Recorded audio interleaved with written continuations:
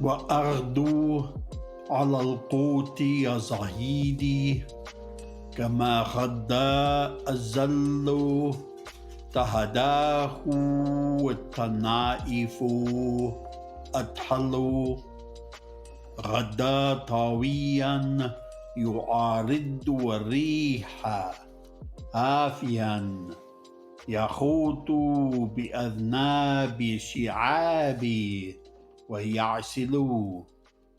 Despite my meager fare, I cross the dark to hunt, like the ravenous, lean-hipped, spleen-dark wolf of the wastes, who lopes along sideways against the wind, sniffing for prey as he speeds through the tail ends of ravines. Welcome to The Lead, the New Lines magazine podcast. I'm Lydia Wilson, and this is a podcast where we delve into the biggest ideas, events, and personalities from around the world. Before Islam took it all over the world, Arabic was only spoken in the Arabian Peninsula, within a tribal society that left few written records. The period is called Jahiliyyah, or ignorance in Arabic, suggesting a sharp dividing line between pre- and post-Islam recorded in the language. But the label of ignorance did not mean they did not have a rich literary tradition. Far from it.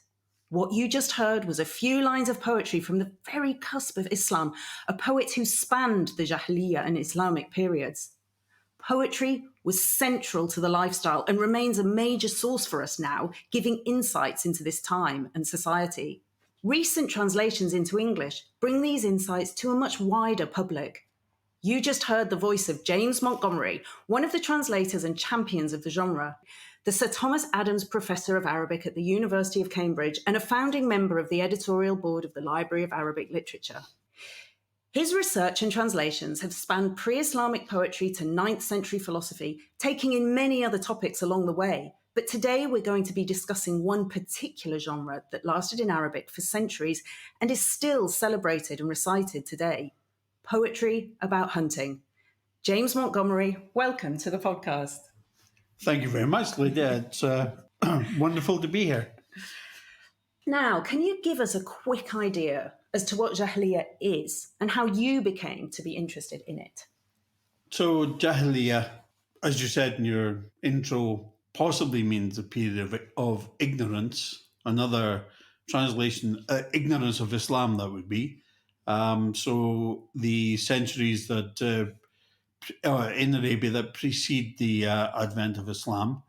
Other scholars have proposed the period of barbarism, where one of the related meanings of the word jahil that forms the word jahiliyyah is to behave in a uncivilized, primitive, uncontrolled manner. The theory that I like the best, I suppose, is the one that proposes that Jahiliyyah means a period where the most important feature of the society was vendetta and taking revenge, and that there were no holds and limits to the individual or the tribe in exacting retribution for bloodshed. So I think somewhere in between ignorance, barbarism, and vendetta-ism probably lies the answer. That sounds like a harsh life. What other sources apart from poetry do we have for all of these characterizations of the time? All of our sources are post-Islamic. Right. The poetry, of course, was kept alive for a couple of centuries through tribal memory, but then was codified and written down by scholars in the 8th century in Iraq, in Basra and Kufa. So we rely entirely on Islamic sources about the pre-Islamic period, except for inscriptions on stone, rock drawings. Perhaps now an increasing number of archaeological sites are starting to unearth artifacts and so on. But effectively, the poetry is our portal on to the world. So we have to interpret the world through the poetry, and the poetry is the only thing we have to go on in order to establish this world. So there's a real circular logic to that Well, exercise. let's get straight into the poetry then. Your first book of hunting poetry, not your first book, was called Fate the Hunter. Yes. So can you actually explain the title? Well, the title is actually a quote from one of the translations of one of the lines in the book. I chose it largely because it seemed to sum up precisely to me, after reading this material for 40 years, what the beating heart of the corpus is. And that is that man and humans and human society being transitory, being ephemeral, being doomed to die, is in constant war against a great impersonal force that the poetry determines as a dahr, which in Arabic means time. I tried experimenting with time in the translations, but it's not so value laden a word in English as fate. And so I sort of used the connotations that English has of fate in order to bring out this sense of a force greater than ourselves that exerts control over every aspect of our lives and everything that we do, that we are effectively powerless to resist because it is so all encompassing. But equally, the value of the human being lies precisely in the resistance, however futile, because it's possible that as time was conceived to be circular, that one might turn the circle of time or fate from adversity to good times again, from insecurity to security. But the real value of the human lay in the extent to which the human could participate and resist this inexorable circularity of misfortune and good fortune. Now, the second part of your title is early Yes. hunting poetry. Yes. And that spans this sharp dividing line that I mentioned in the introduction, from the Jahiliyyah to the Islamic period. Yes. But what it seems to me is that conception of circularity of time and fate does change with the religion of Islam.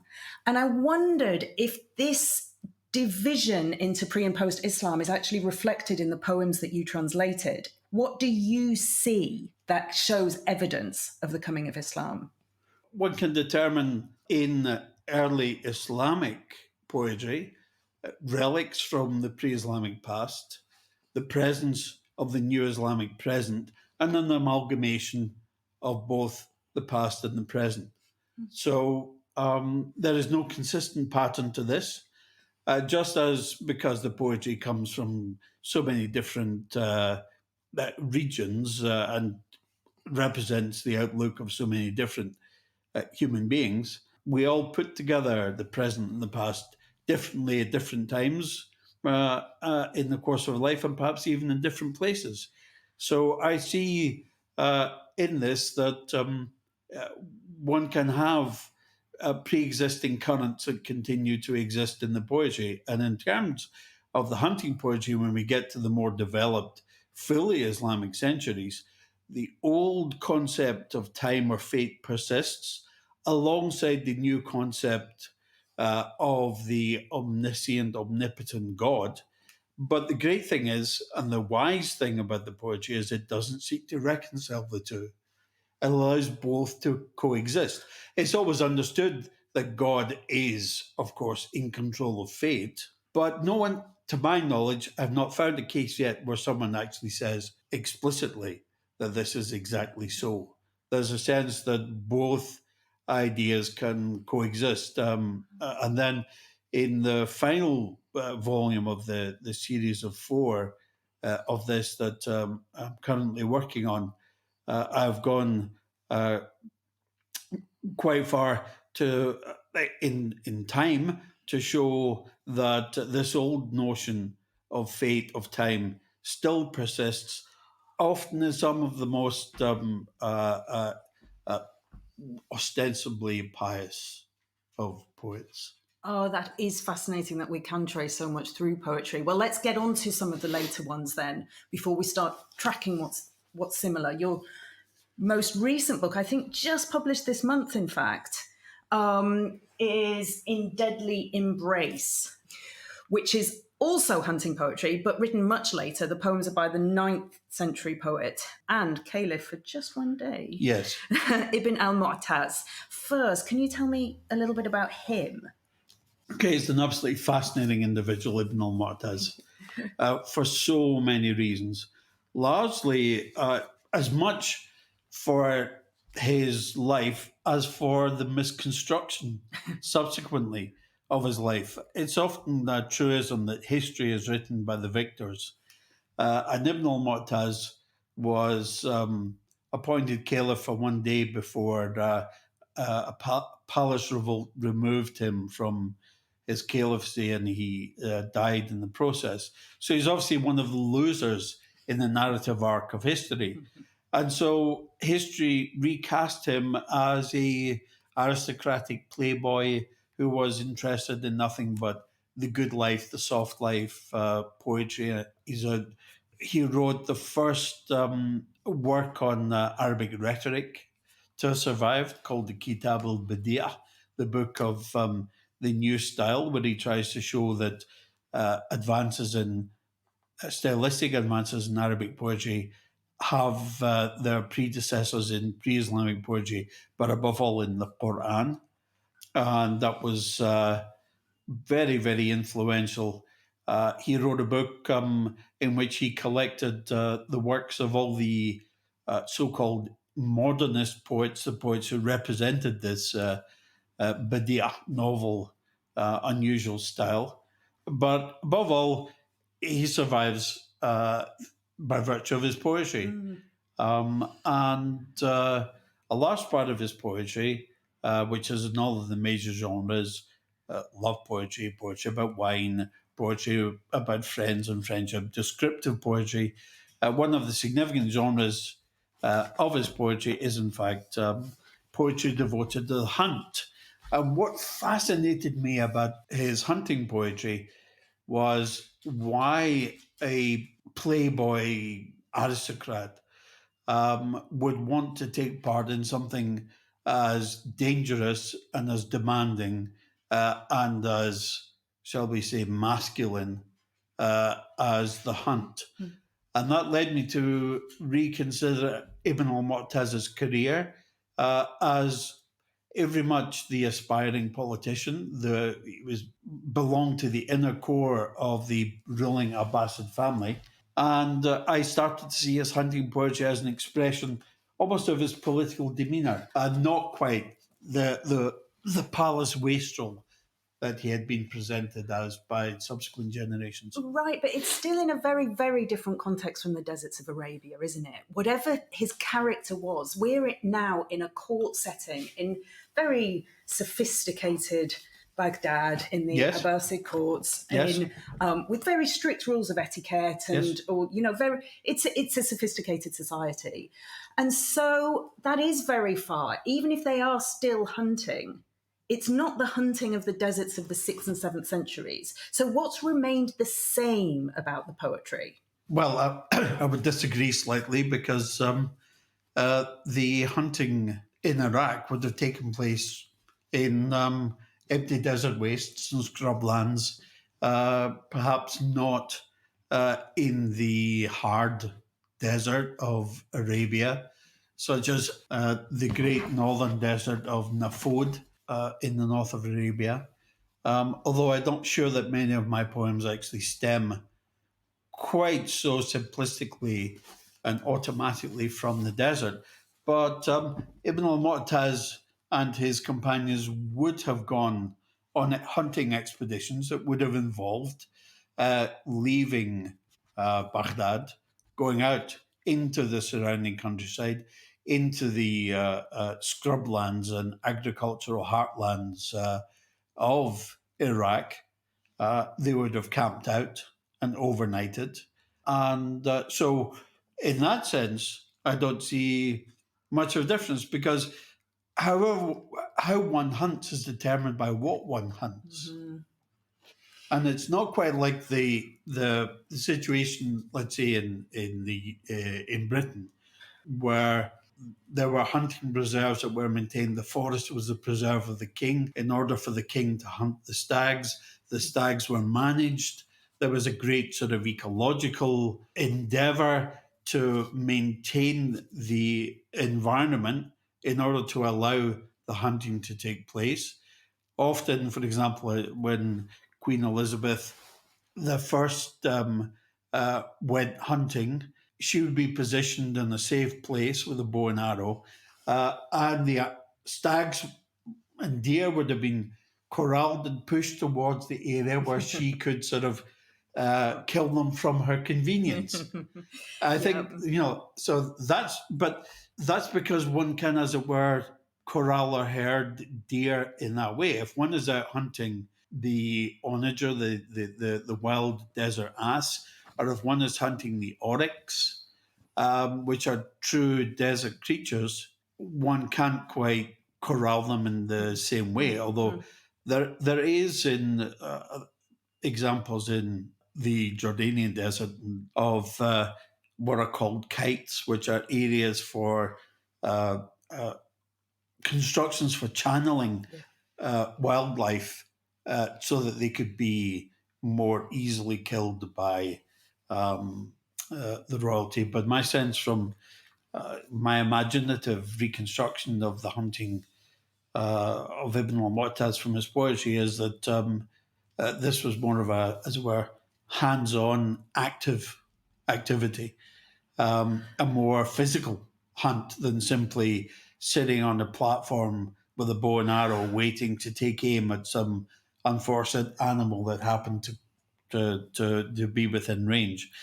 And that is, I think, because the iconography and the ritual of hunting in this very sophisticated courtly society was in order to qualify a prince not only for war and ready him for war, but also to qualify him as a potential leader. And those are deep, ancient Persian, Sasanian ideas about the royal hunt.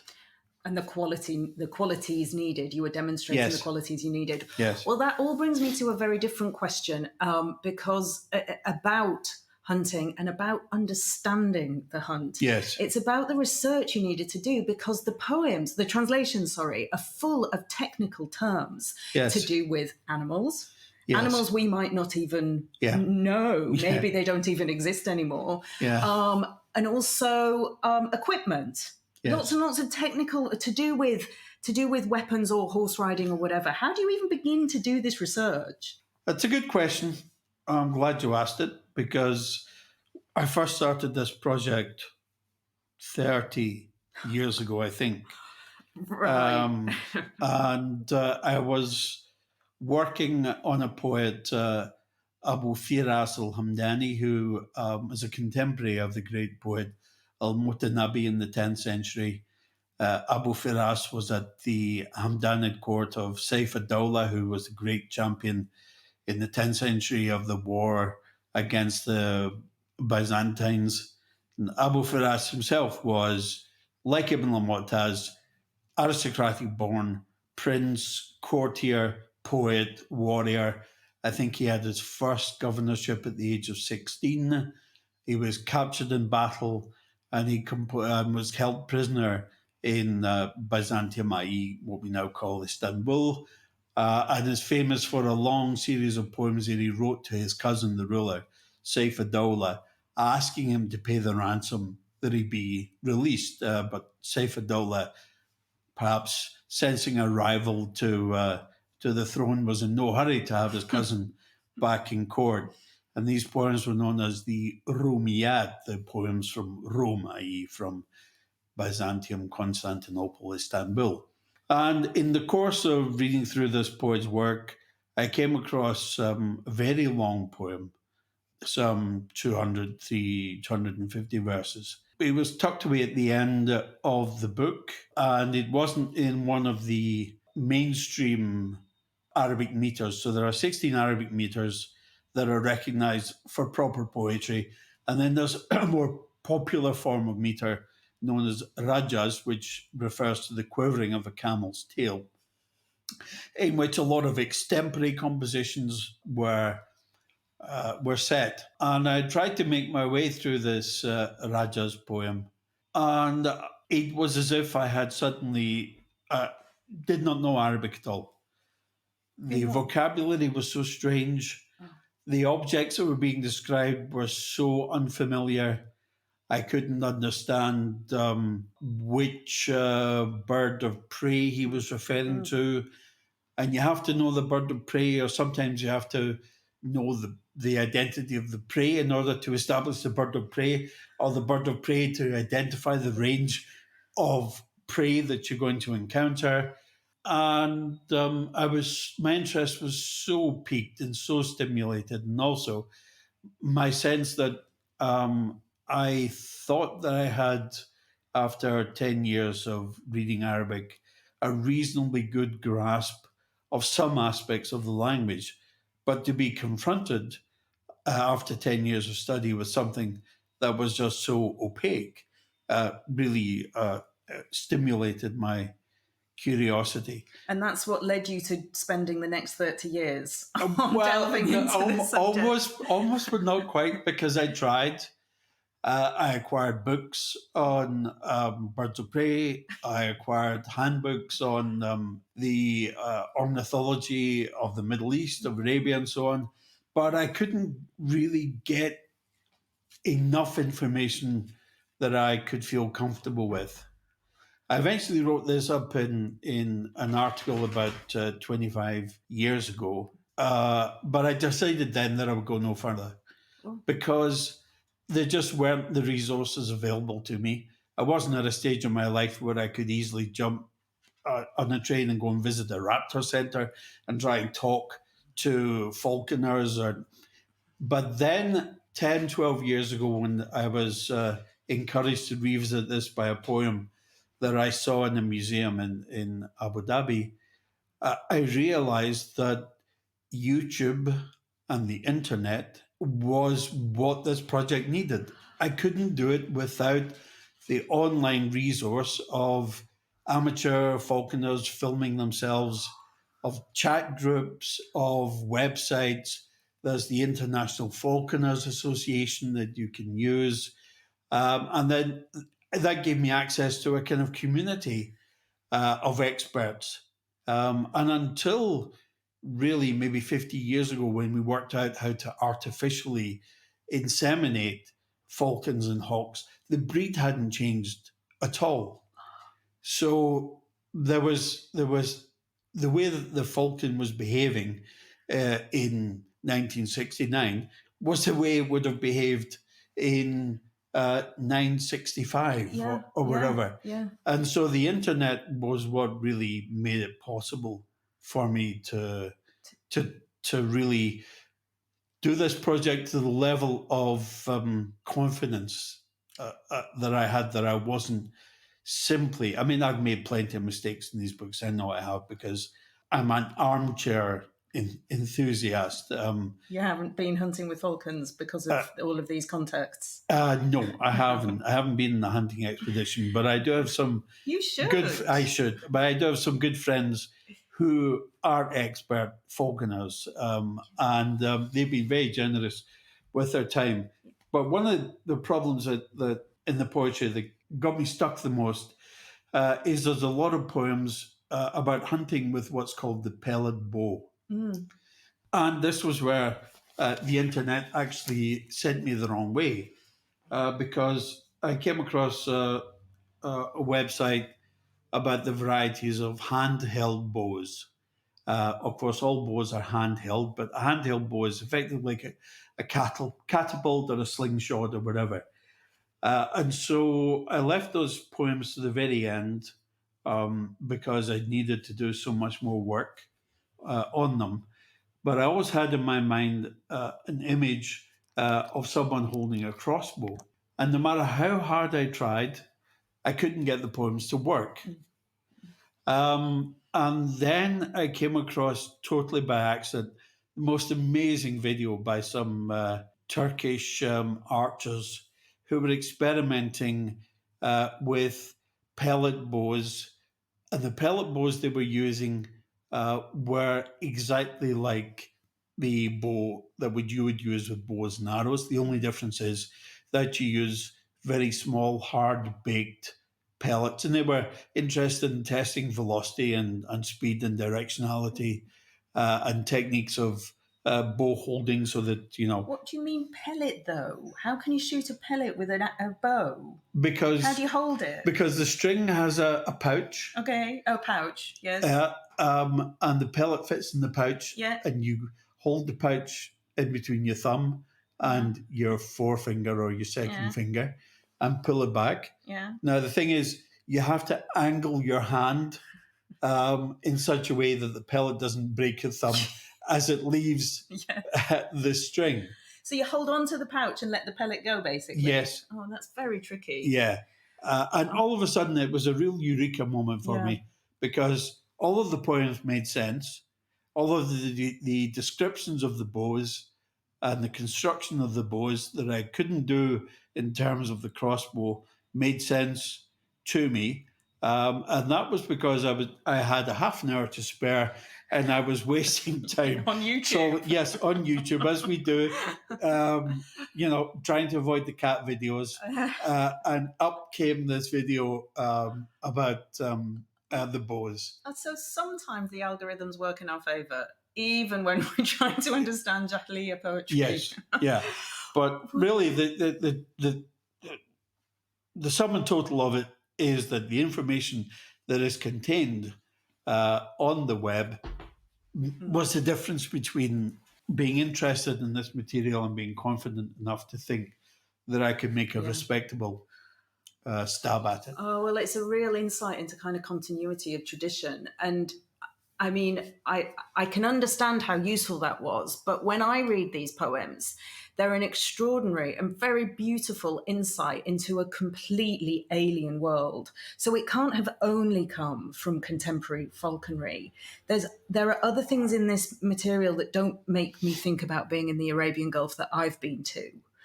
And so how well do you think you can understand a 6th century hunter from this YouTube information? Yeah. Because you've brought to life a way of life that doesn't feel at all familiar to someone like me. Yeah, that's interesting. And of course, it's a huge leap of the imagination, but we have a terrible tendency in the 21st century to think that imagination is effectively untrammeled and nothing but make-believe. Imagination, as far as I can see, requires a huge amount of mental discipline before it can be allowed to work its magic. Yeah. So for me, it was really important to try to know as much about the what we call the realia, the everyday real aspects of this material, in order then to compile a distinct enough data set in my mind that would then enable me to try to enter into the poetic universe of the poetry. And then by doing that, I mean, of course, I could just have been contented myself with the academic solution, which would have been to write a very dry monograph about all of this, where I go into all the details and it sits on the library shelf, and maybe the occasional PhD student will read it or whatever. But I thought, no, I want to use this knowledge to try to make the poetry come alive. And of course, if the fact that the poetry does come alive is largely down to the poetry, but it's also down to me, because I've made the effort in order to bring the poetry to life. And I've often found myself, I guess, not cheating as much, and not cutting corners. So I chose fate as an example of this. I chose fate over time because fate has the right resonances in English. And so my translation aspires to be very heavily grounded in English and possibly European North American, Anglo-American consciousness in such a way that paradoxically it creates the space for the poetry to breathe through all of this. Well, we're getting on to massive questions of translation here. Yeah. So, I mean, the quote that everybody always uses at this point, I'm going to follow the lead, sorry, is Shelley in defense of poetry. And he writes, "It were as wise to cast a violet into a crucible that you might discover the formal principles of its colour and odour, as to seek to transfuse from one language into another the creation of a poet." Yes. What would you say to Shelley? I would agree with him because he's absolutely right. If I tried to create poetry out of this, I would be doing the material an injustice. Right. So my intention is in a sense to create a space in which, through the careful and judicious use of English, I do not make it impossible for some echoes of the Arabic original to echo through. Right. So you think of the job as providing almost a landscape for it to stand in. No, that's not right. I think of it here. This is perhaps the best analogy I can think of at the moment. There are those people who say that, let's say, you can only listen to a Mozart piano sonata if it's played on the type of piano that Mozart would have existed in Mozart's day, or even better, only on Mozart's piano. Yeah. But then you have to become Mozart in order to achieve that. And, I don't dislike it, but I don't like listening, for example, to Bach on the harpsichord. I much prefer listening to Bach on the piano. And the piano and the pianist simply makes it possible for the magic that is in Bach's notation, which is already a form of distilling the music, to sound through. Yeah. So, in other terms that people use, I domesticate the poems in order to allow them to have the opportunity to rebel against that domestication. What do you mean by domestication? Can you give any examples? Now wishing I hadn't used that word. There is a debate, was a debate that was quite popular 15, maybe 20 years ago. Perhaps it still is in translation studies about whether one domesticates a language one is translating. We would now say perhaps colonize, to put it in more contemporary terms, or whether one allows all of its strangeness and otherness and alienness to be the basic point of the translation. And it's connected with notions of invisible and visible translators. So the invisible translator is the translator who seeks not to be noticed when going about her job. The visible translator is the one that tends to draw attention to herself and her interventions in the text. And invisible translators tend to domesticate, and invisible translators tend to do what the opposite of domesticating is, which I've forgotten at the moment, but to alienate or defamiliarize the text. Now, there's something useful in all of those discussions. They're important discussions. I don't mean to be glib or flippant about them, but what I've experienced doing this, particularly working for a project like the Library of Arabic Literature, which is predicated upon domestication. It's predicated upon the production of lucid modern English texts. What I've discovered is that through creating enough room in the domestication process, is domesticating without neutering or enslaving or reducing the poem to its to the barriers that I've put upon it. I mean, I wonder then if we could talk about process to make this a little bit less abstract. Yes. Because I know that you've experimented a lot, and the whole Library of Arabic Literature Board has experimented with translating poetry using poets who don't speak Arabic. Yes. Right? Yes. And I wondered if you could tell us a little bit more about the processes you've experimented with to come up with your translations. Yeah. Well, we originally, when we started out in 2010, thought that the best way in which to do this would be to have an Arabist and a poet working side by side and producing a translation of poetry. Interestingly, all of those experiments, none of them really properly worked. But you got a lot out of them, I thought. I remember some stories about workshopping. Yes, poems. we then decided that we had to try to work out why they weren't working, and what we could do in order to make them work, if at all possible. So we organised a series of workshops in New York and in Abu Dhabi, and we invited various colleagues.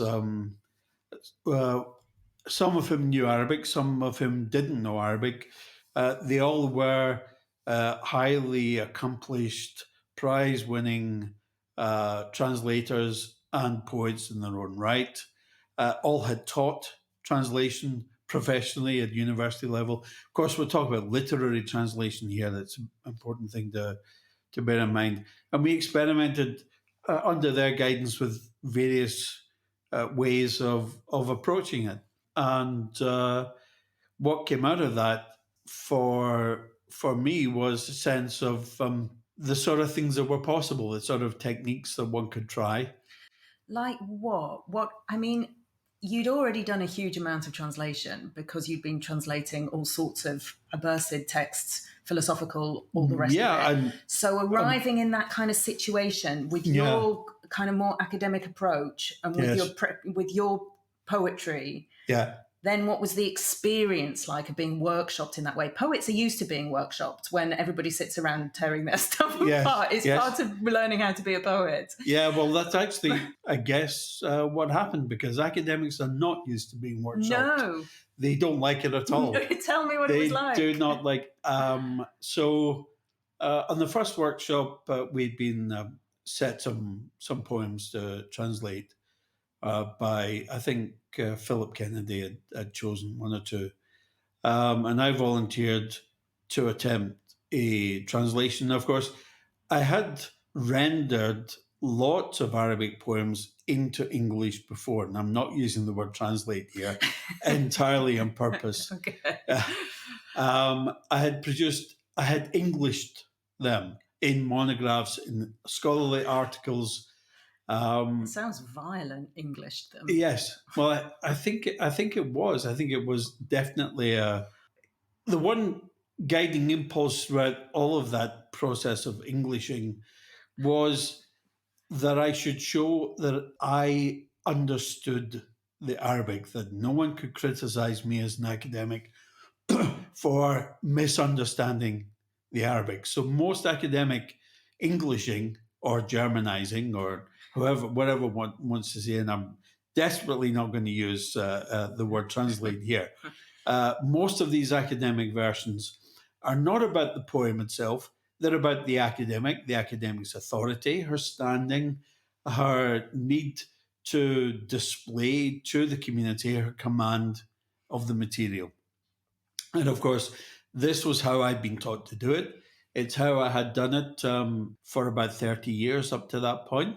And this is what I offered these poets who were experts in the demolition job of workshopping.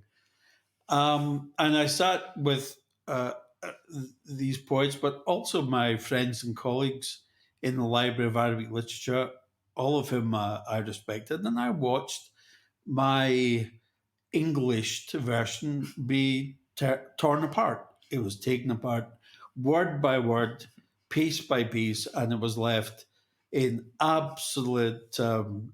absolute shambles at the end. And at first I thought, do you know, I can throw a hissy fit and get all upset, or I can just embrace this. What an opportunity here. some people whom I deeply admire for their skills and their humanity.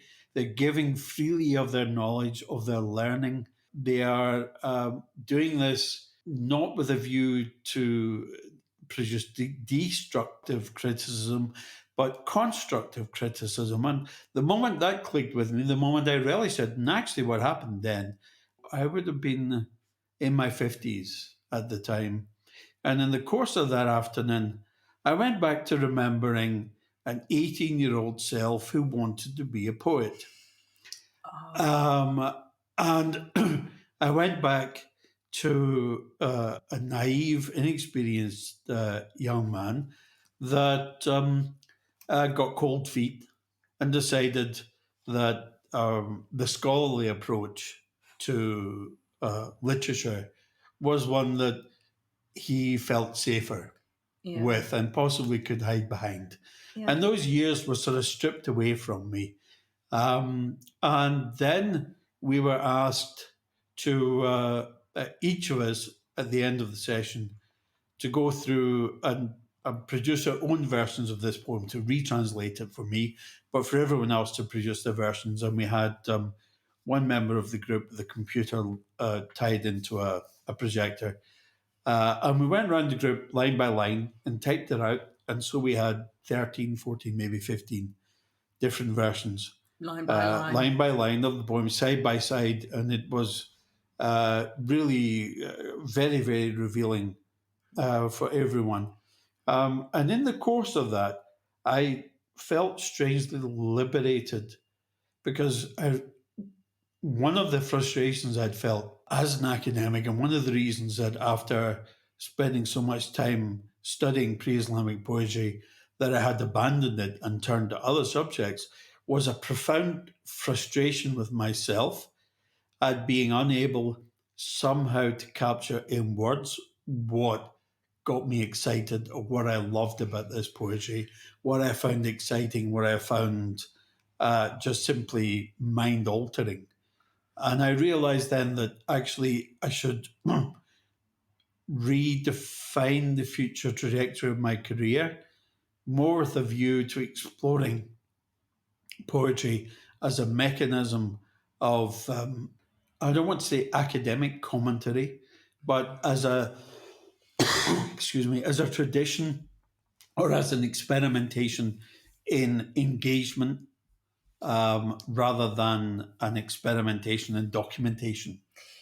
Well, I think that is where the difference lies. You know, that safety that you described about academia, the hiding behind. There's something about notions of accuracy and attention to detail in research and research writing that leads to incredibly literal translations that other people can assess for accuracy. Yes. And the accuracy is to do with meaning. Yes.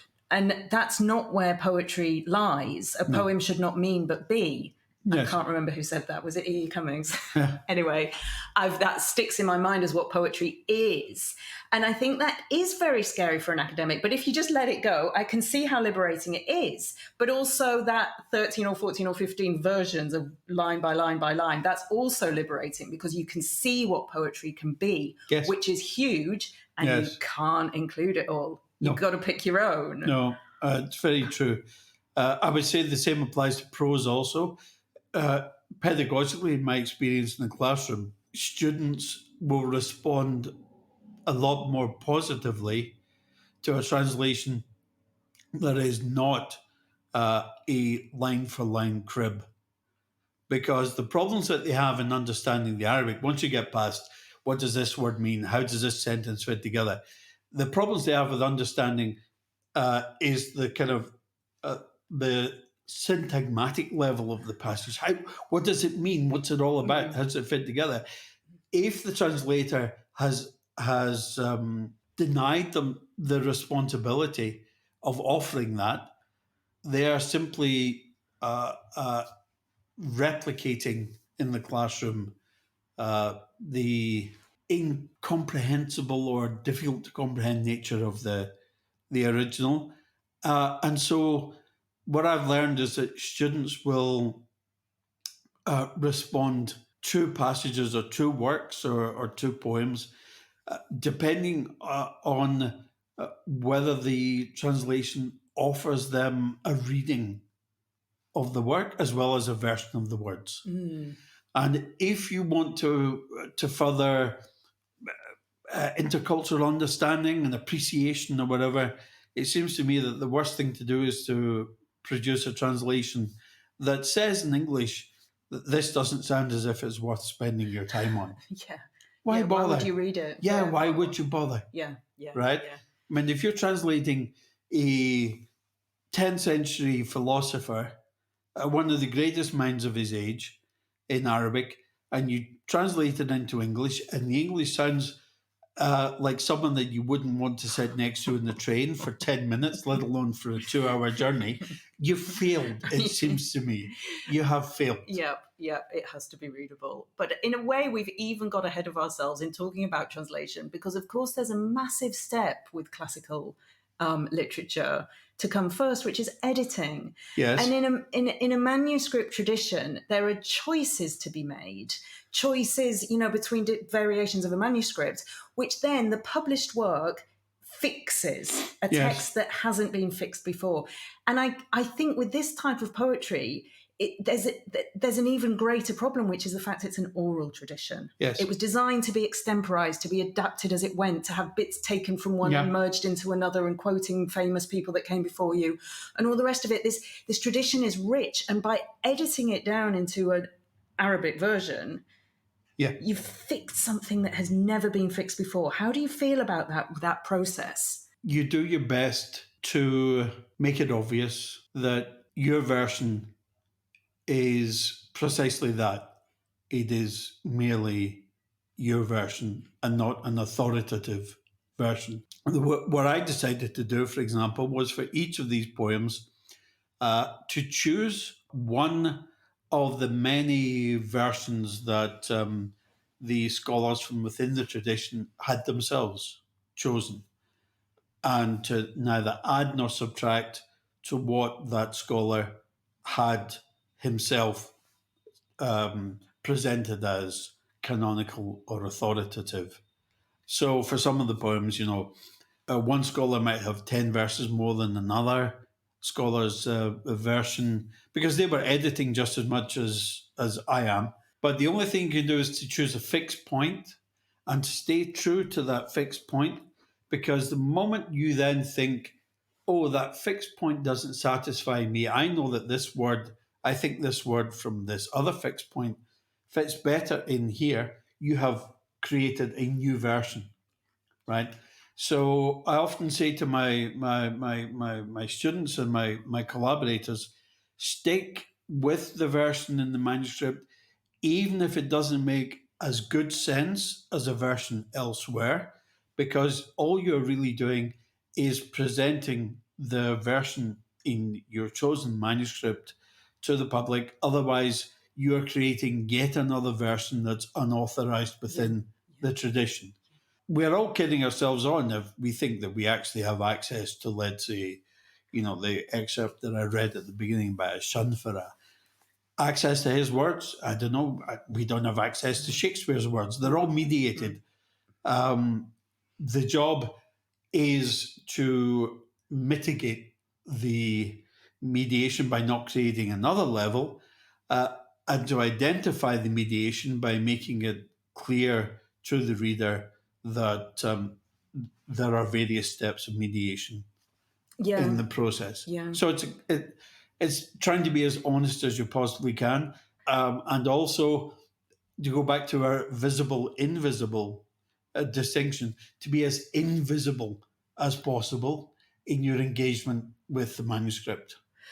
But also what I'm hearing is you're in a line, you're in a tradition of this poetry, that it has been fixed before many times. Yes. And you're just another version of this. Yeah. And it's been fixed by scholars who are better Arabists, had access to more sources, had better linguistic training and linguistic aptitude than I. So who am I to kid myself on that I know more than, let's say, a Zolzany or a Ladbari or one of those other great scholars from the past? And to think that you do is to do them a disservice.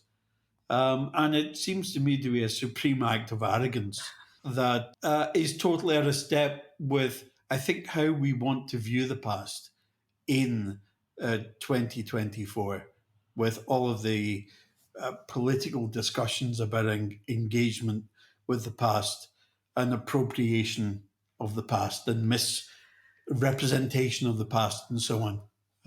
Well, we haven't even got on to your exceptionally brilliant translations of this, I think, 6th century warrior, Antara. Oh, yes. Who was a black slave freed. And then your beautiful translations of Al-Khamsa, a female poet who I think, another one, she just lived into the Islamic period, didn't she? Another one spanning that cusp. Yeah. But with all, we've only touched on a couple of books of hunting poetry, but with all that poetry that you have, I don't know what the word is, but let's stick to translated. Yeah. No, you can't call them translations. I'm happy with calling them translations.